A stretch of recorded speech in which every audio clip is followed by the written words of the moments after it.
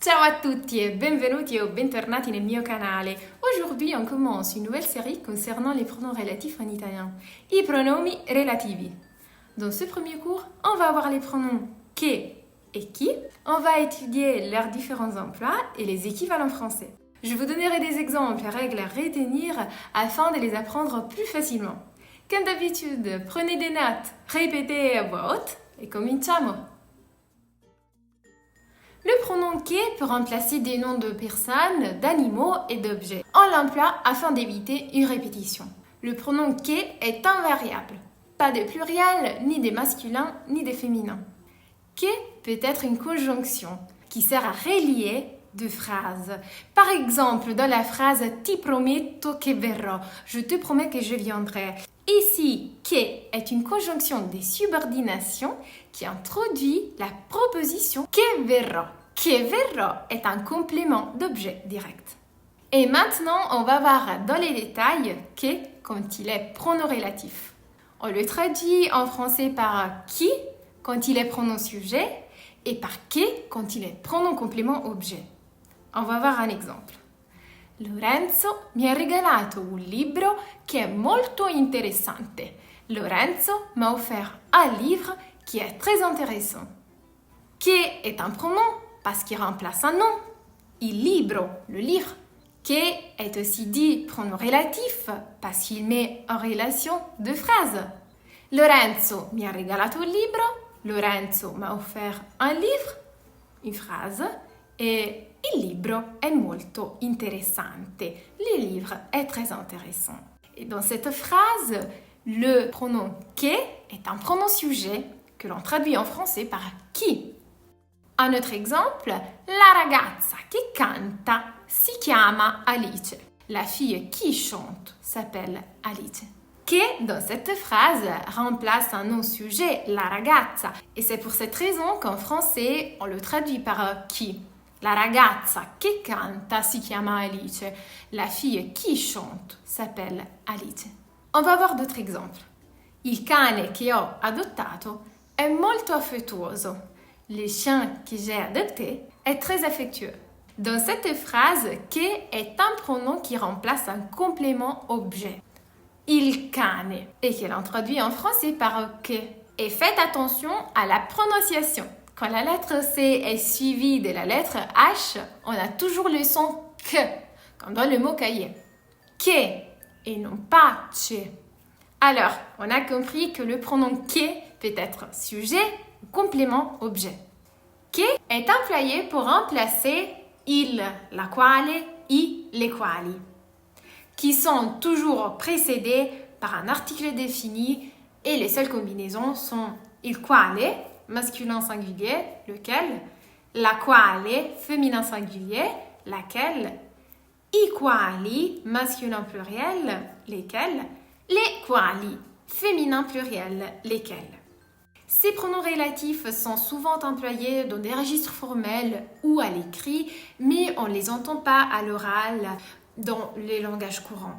On préfère employer que qui peut remplacer tous ces pronoms relatifs. Pour distinguer que conjonction avec que pronom relatif, je vous donne une astuce.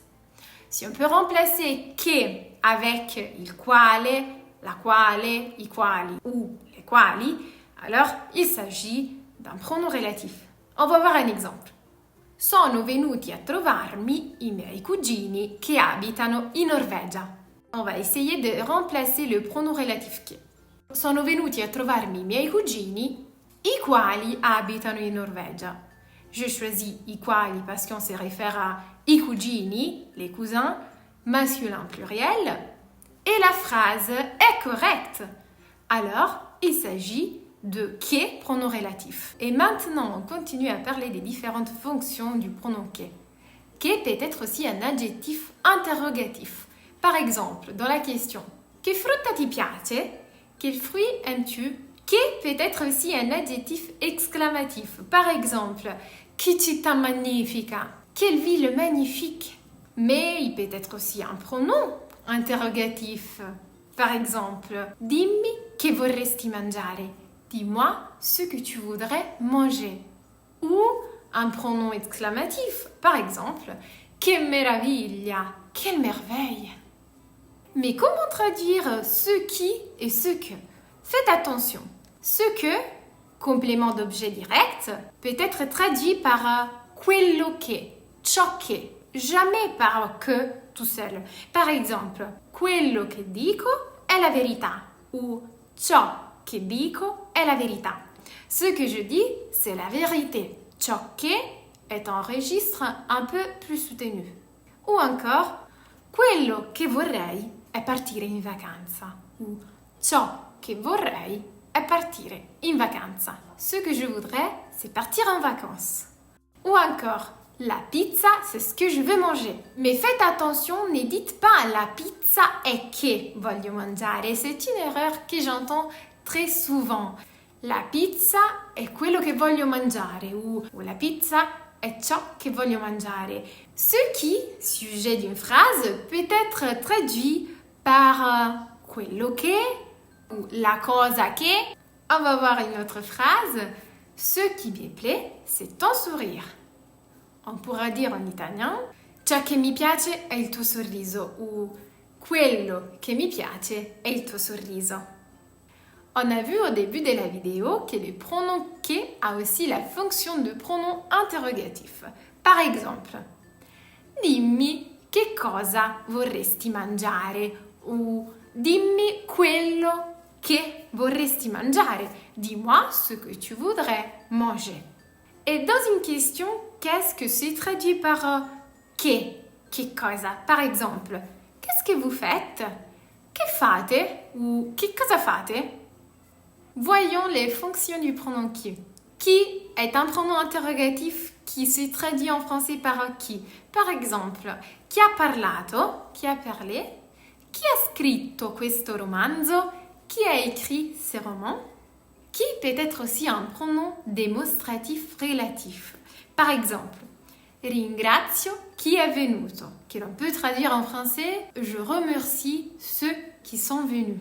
Vous voyez, le pronom qui a la fonction d'un pronom démonstratif et c'est traduit en français par celui, celle, ce, qui.